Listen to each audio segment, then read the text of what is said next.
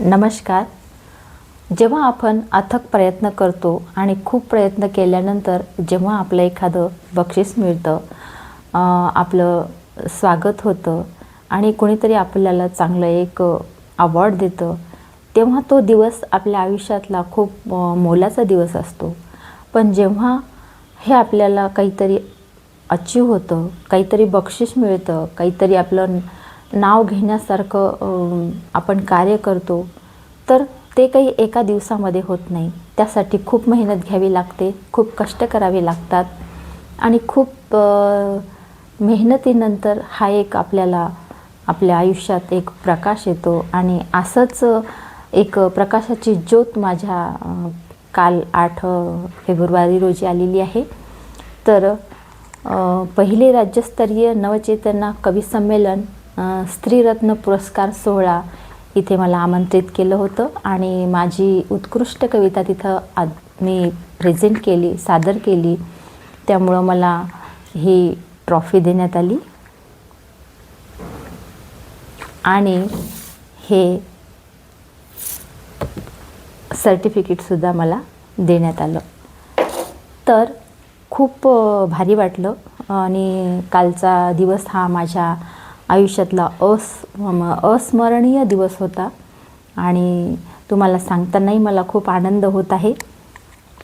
बऱ्याच वर्षापासून मी कविता करते, कविता लिहिते आणि माझा कवितेचा विषय समाज आहे. कारण 11वीपासूनच 11वी 12वी ग्रॅज्युएशनपर्यंत, त्याच्यानंतर MA हा जो प्रवास केला मी शैक्षणिक, तर समाजशास्त्र हा माझा विषय होता. त्यामुळं माझ्या लिखाणामध्ये, माझ्या काव्यामध्ये समाजाचा समावेश होतो. समाजातील तळागाळातील समस्या असतील ह्याचा लिखाणामध्ये माझ्या वापर होतो. आणि मी एक स्त्री असल्यामुळे स्त्रियांचं दुःख जास्तीत जास्त मला कळतं आणि मी स्त्रियांच्या वेदना माझ्या कवितेतून, माझ्या बोलण्यातून व्यक्त करत असते. तर कालच्या सोहळ्याच्या काही मी तुम्हाला इथे आठवणी दाखवत आहे. तर चला बघूया.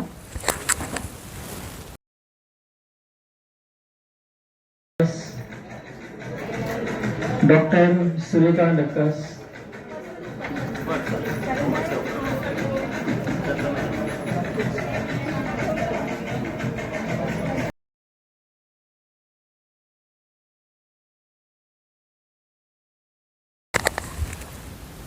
जेही सबस्क्रायबर किंवा जेही श्रोते रसिक माझा व्हिडिओ बघतात आणि कमेंट करतात की ताई तुम्ही आणखीन कविता लिहा आणि जास्तीत जास्त कविता तुम्ही चॅनलवर टाका, तेव्हा खरंच खूप मलाही एक म्हणजे गिफ्ट मिळाल्यासारखंच वाटतं. तर त्या सर्वांचे धन्यवाद.